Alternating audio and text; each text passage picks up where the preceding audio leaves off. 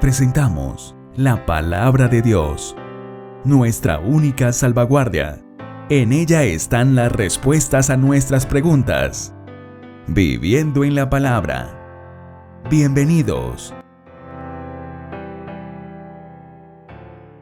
Amigos, bienvenidos a este su canal Viviendo en la Palabra. Vamos a tratar aquí una inquietud en esta sección, una inquietud que tienen muchas personas y que de alguna manera también es bueno que tengamos alguna idea, algún concepto. Y yo voy a darles mi concepto en cuanto a este tema. ¿Cuál es el tema? ¿Es Dios el determinador de todo nacimiento en esta tierra, de todo ser humano que nace, que es engendrado? Dios determina que todos los que son engendrados es por su voluntad. Esto tiene entonces otra cantidad de contrapartes que vamos a tratar de que las dilucidemos aquí. Lo primero que yo quiero es leer el texto de Génesis 1, donde Dios da al hombre la potestad de procrearse. Fíjense cómo dice el versículo 28 de Génesis 1. Y los bendijo Dios y les dijo: fructificad y multiplicaos, llenad la tierra y sojuzgadla, y señoread en los peces del mar, en las aves de los cielos, y en todas las bestias que se mueven sobre la tierra. Aquí Dios les da a ellos la orden, la potestad, la libertad de ser padres. Procréense, llenen la tierra.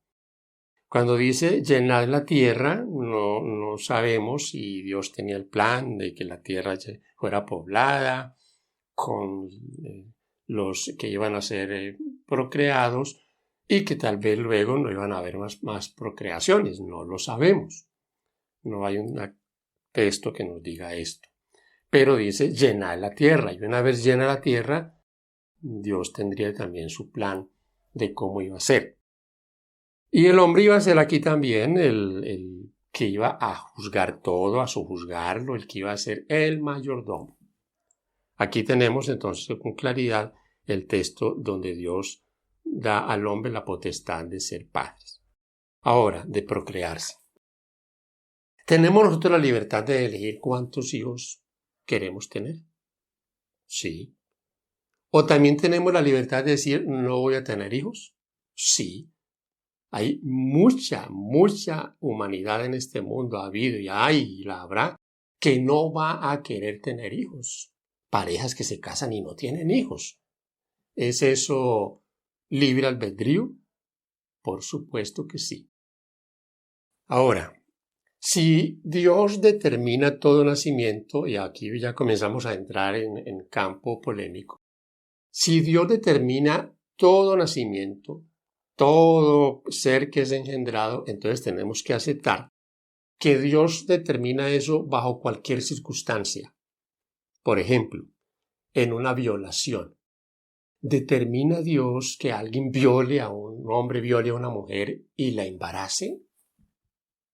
Y que haya un niño que va a nacer de ese embarazo y que ese niño es producto de esa violación. ¿Dios determina eso? Y recuerden ustedes, hay violaciones de todo tipo. Hay incesto, padres que abusan de sus hijas y las embarazan. Yo conocí un caso así de un hombre que en su casa violó casi todas sus hijas y en todas tuvo hijos. Eso era una casa de locura. Eso lo determinó Dios, mi hermano y amigo querido. Y aquí también podemos hablar de los no planeados. Muchos no son por violación o por abusos. Los no planeados. ¿Cuántos millones de seres humanos han nacido, están naciendo y van a nacer que no fueron planeados? No fue una pareja que se sentó a pensar, vamos a tener un hijo, bueno, qué bueno que sea una hija, todo. No. Fue simplemente asuntos de borrachera, asuntos de pasiones, asuntos carnales, no más. Dios determina eso. Yo he visto mujeres destrozadas al saber que quedaron embarazadas, que están embarazadas. Y también he conocido mujeres que han tratado de abortar esos hijos y no pudieron. Fíjense ustedes, si yo acepto que todos los nacimientos son por voluntad de Dios y que no es por las circunstancias, la elección del ser humano, la determinación del ser humano, entonces yo aceptaría que así como Dios determina el nacimiento, Dios determina también la muerte. Y así tendría que ser. Saben, aquí tenemos también otro detalle, y les hablé ahorita de los abortos. El problema del aborto en el mundo. El aborto es un problema judicial, es un problema que las legislaciones en los países tratan de legalizarlo y toda esa situación. Y aquí también nos lleva a reflexionar si Dios es el determinador de esos nacimientos, de esos niños engendrados sin querer y que son abortados. Entonces, ¿cómo si Dios determina que sean engendrados, son abortados? Si usted determina eso, entonces dice que Dios fue el que los hizo engendrar en toda clase de situaciones, entonces Dios también determina que sean votados, y eso sí es un asunto bien complicado. Voy aquí a mencionar un caso bíblico para que miremos este asunto y alguna idea podemos extraer de allí, y es el caso del rey David. En el segundo libro de Samuel, capítulos 11 y 12, se cuenta la historia de David con Betsabé. Si ustedes conocen la historia, y si no la conoce mi amigo, le invito a que la lea. Allí se dice que David vio a una mujer bañándose, la mandó llamar, se acostó con ella y de malas la embarazó.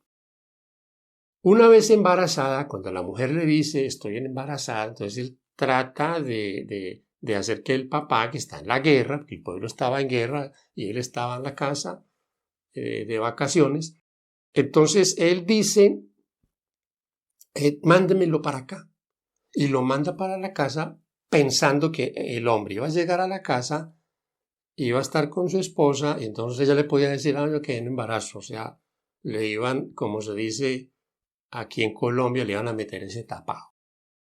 3 veces trató de hacer eso y no pudo, porque ese hombre era un hombre justo, un hombre de Dios. Finalmente, como no pudo, lo mandó matar. Lo hizo colocar al frente de la batalla donde lo mataran, y ese hombre justo llevó su sentencia en la mano, se la dio al capitán, a Joab, y éste lo puso al frente y murió. ¿Qué pasó entonces luego?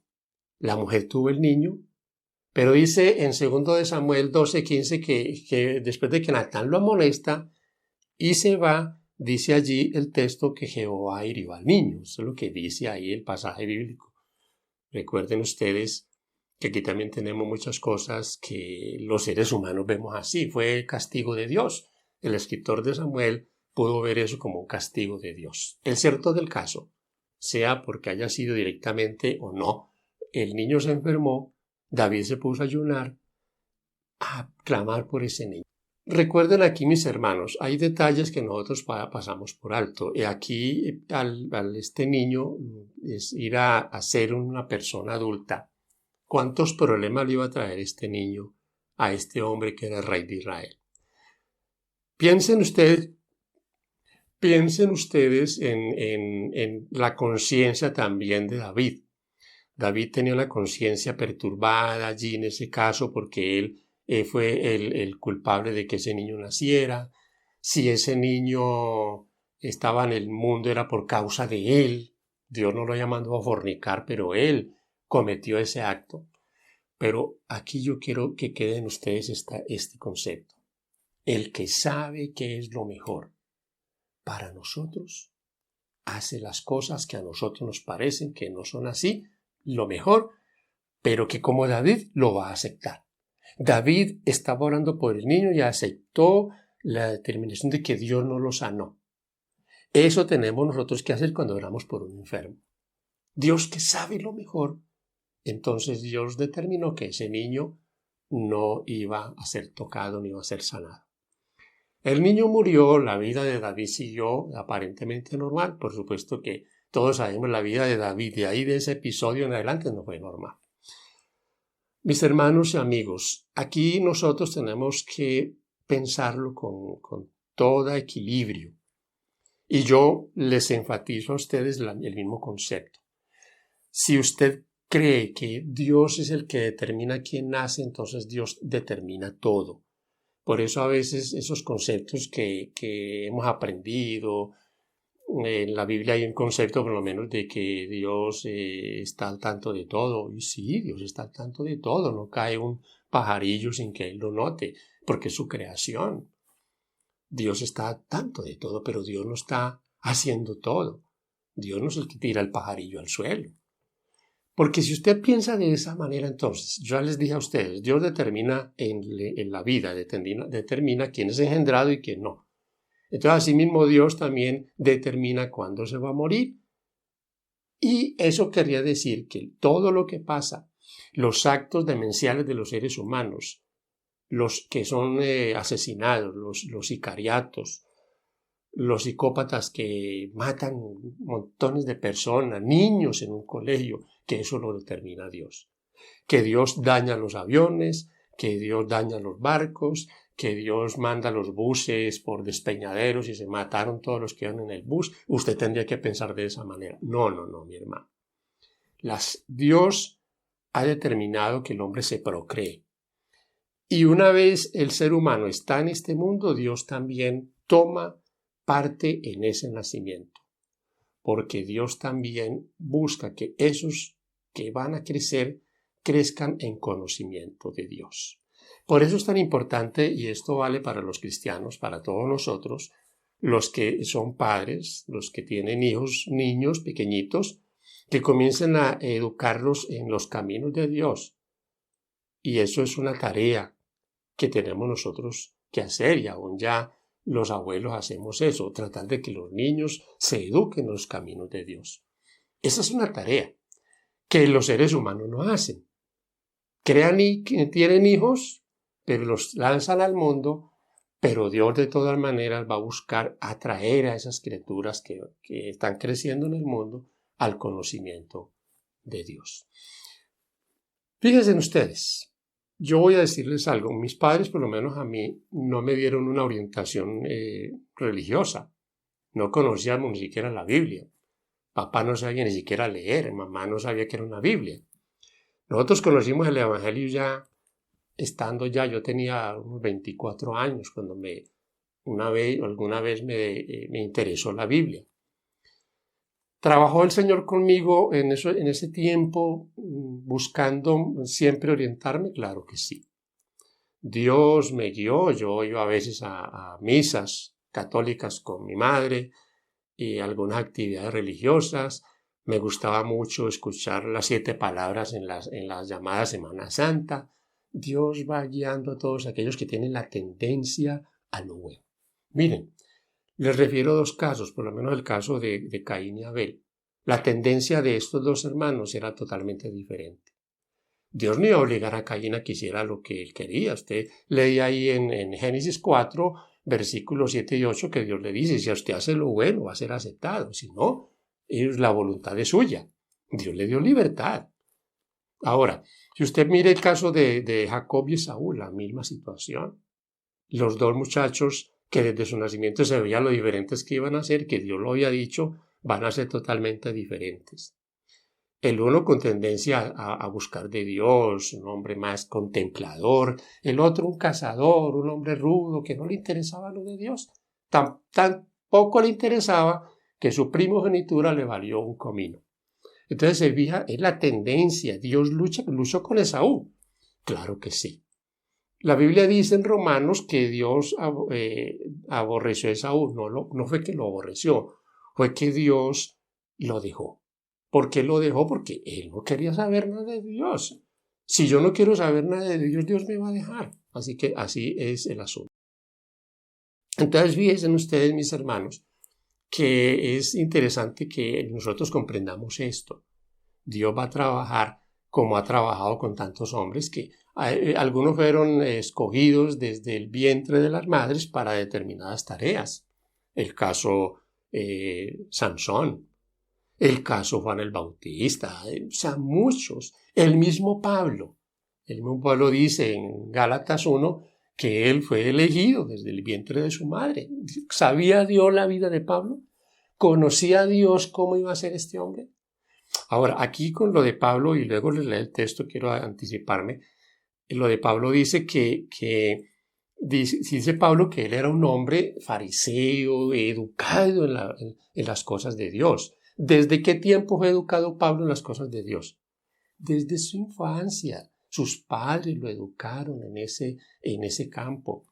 Y él era un hombre con tendencia a buscar lo de Dios, a amar a Dios. De hecho, cuando el Señor Jesús lo llama camino a Damasco, él no se pone a discutir ni a cuestionar, ¿no? Dice, Señor, ¿qué quiere que yo haga? Esa es la diferencia, mi querido hermano y amigo.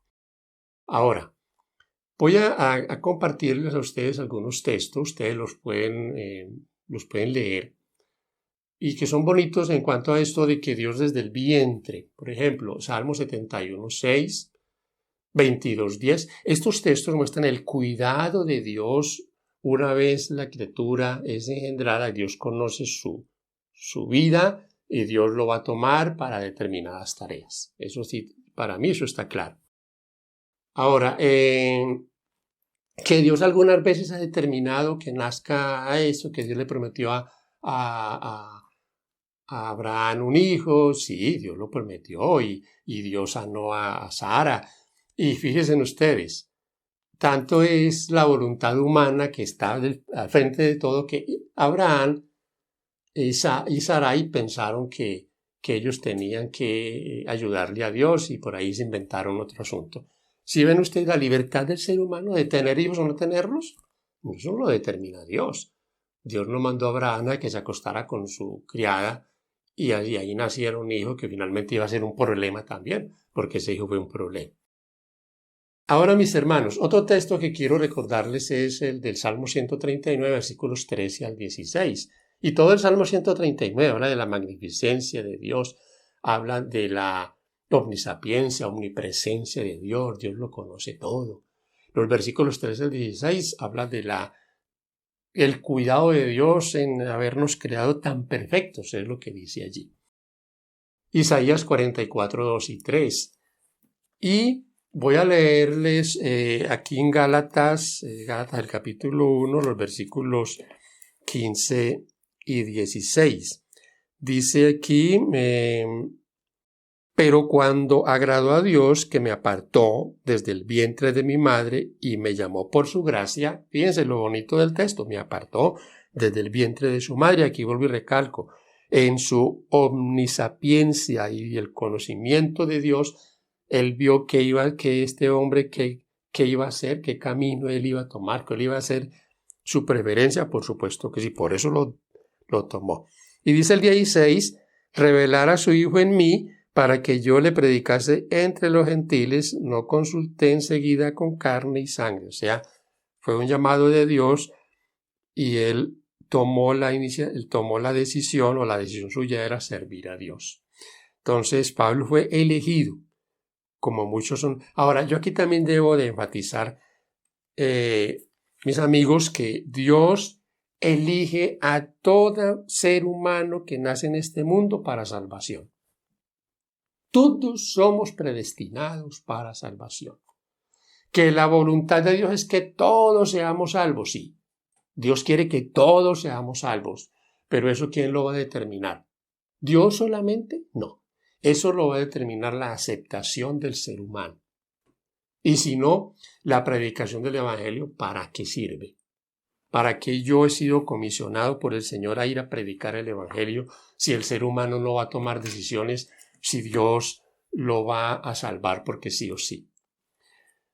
Aquí vale la pena que yo les haga una aclaración a ustedes. Este tema lo he tomado es por la idea de salvación universal.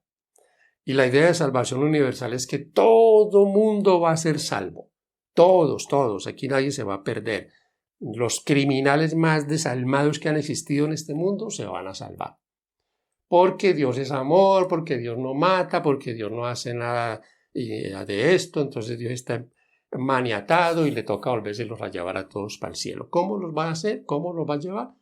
Los va a llevar allá como robots, los va, no sé cómo. Porque hasta donde uno ve en la palabra de Dios de principio a fin, hay una elección. Por eso yo les hablaba de Génesis 4, versículo 7 y 8. Hay una decisión que está en el ser humano. Dios le dijo a Caín, si usted bien hace las cosas, usted será enaltecido por eso. Si no lo hace, entonces ahí está el problema, porque el pecado está ahí y está a la puerta, pero usted tiene el dominio de él. Que yo estoy aquí para ayudarte, es lo que Dios me dice a mí, que tengas dominio y seas equilibrado en las cosas. Entonces fíjense ustedes, si todo el mundo va a ser salvo, y aquí también viene el asunto de que, como Dios nos creó, entonces Dios nos tiene que salvar, porque ¿cómo nos va a crear para destruirnos? O sea que aquí también se cumple lo que dicen los muchachos malcriados, cuando le dicen al papá, ¿usted para qué me trajo al mundo? ¿A usted quién lo mandó?